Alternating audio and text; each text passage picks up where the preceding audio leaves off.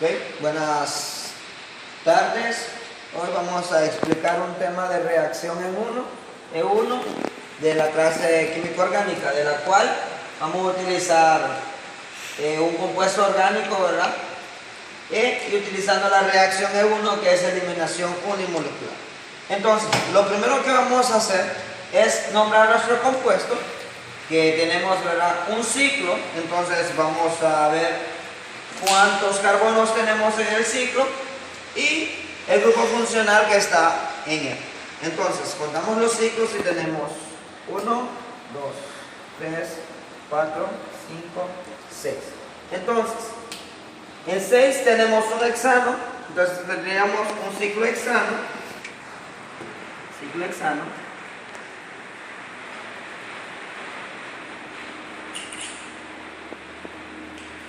Y tenemos un grupo funcional que es bromo, entonces tendríamos un bromo ciclo hexano. También tenemos un compuesto o un alcohol, del cual tenemos un alcohol, ¿verdad?, para el grupo funcional OH, y tenemos aquí un metal. Entonces tendríamos un metal, y como tenemos un alcohol, el sufijo sería ol, ¿verdad? Diríamos un metanol. Entonces vamos a ver cuál es la reacción que tiene un bromociclo hexano con el metanol. Entonces, la reacción de eliminación unimolecular, ¿verdad?, esta como primer paso tiene la ionización. Pero, ¿cómo vamos a saber cuál podemos utilizar para ionizar? Entonces, tenemos un grupo funcional, que es el bromo. Recuerden, el bromo es podemos decir, un buen compuesto indicado para que el ciclo hexano, ¿verdad?, pueda, por decirlo así, pueda salir del grupo funcional. Entonces, si eso fuera así, recordemos que el bromo está unido a un carbono. Tenemos uno y tiene 6 orbitales, y unido tendría 8. Ahora, ¿qué pasaría? En la eliminación unimolecular, este proceso es lento, es súper lento, o sea, no es tan rápido. Entonces, ¿qué es lo que pasa?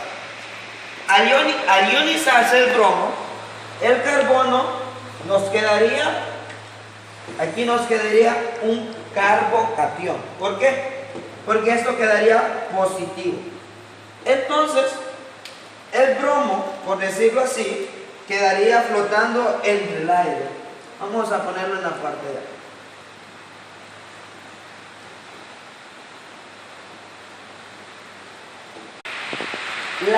La ionización genera un carbocatión y también una ionización del bromo, o sea, un ion bromuro. Entonces, ¿qué pasa? Esto es un paso que determina la velocidad de la reacción que va a suceder en la E1. Este paso va a determinar la velocidad de la reacción compuesta, o sea, toda la reacción. Y como les expliqué, esto es una reacción muy lenta, pero esto determina la reacción, la velocidad de la reacción.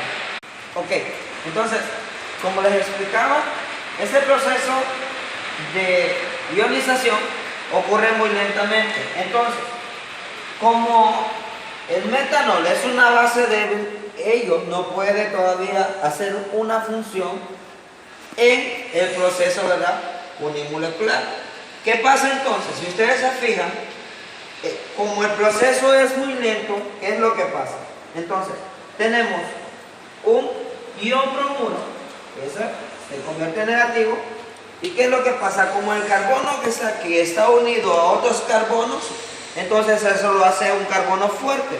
La electronegatividad de los otros carbonos hace que el carbono donde estaba el bromo se convierta en un carbocatión, porque lo vuelve positivo. Entonces, En el proceso, en el primer paso de ionización, el metanol, como es una base débil, no hace aún un efecto en el bromociclohexano. Solo, ¿qué pasa? La ionización, como es un proceso muy lento, esto empieza a salirse del ciclohexano. Entonces, si ustedes se fijan, tenemos aquí el ciclohexano con el carbocatión más un bromuro con un ion de bromo.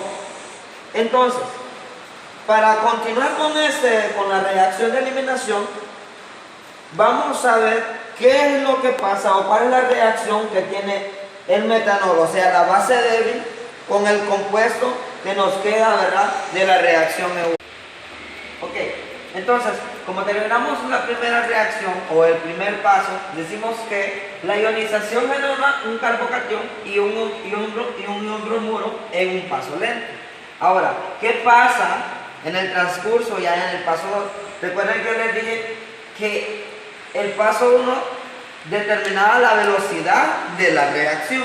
Entonces, en el segundo paso ya viene la función del alcohol que tenemos aquí, del metanol. ¿Qué pasa?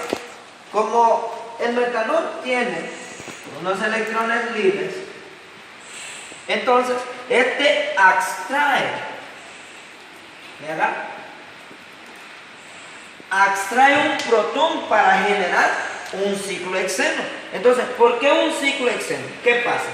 Como ese extrae, entonces, lo que va a suceder es que un hidrógeno va a pasar al metanol y vamos a tener un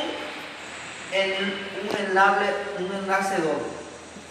Ahora, ¿qué pasa con enlaces dobles? Recuerden que los enlaces dobles son los alquenos. Entonces, ¿qué pasa? Cuando el metanol extrae el hidrógeno, nos queda un ciclohexeno. Ya no nos queda un ciclohexano, sino que un ciclohexeno. ¿Por qué? Si hacemos la figura, nos quedaría así. Tenemos 6 carbonos con un enlace. Tendríamos un hidrógeno por acá, otro hidrógeno por acá, ¿verdad? Entonces, ¿qué nos va a quedar acá? Como ese extrae, nos quedaría un compuesto, ya sería un metanol, y tendríamos un OH2, o sea, podríamos decir un compuesto con agua. Decirlo así, tendríamos entonces más, vamos a ponerlo acá abajo, más el metano con un OH2. Al extraer el metanol, un hidrógeno, entonces, ¿qué pasa?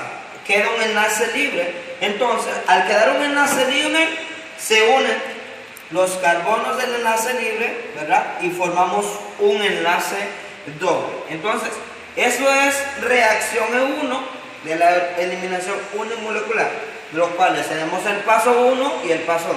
Recuerden, el paso 1 nos da la ionización, que genera un carbocatión y también un ion bromuro en un paso muy lento. Y ese paso lento nos va a decir cuál va a ser la velocidad de la reacción en el paso 2. ¿Qué pasa en el paso 2? La reacción es rápida. ¿Por qué? Porque el grupo funcional, el metanol, el alcohol que tenemos aquí, ya hace su función. Recuerden, en el paso 1, como es una base débil, no hace una función. Simplemente por sí solo empieza, ¿verdad? Teníamos un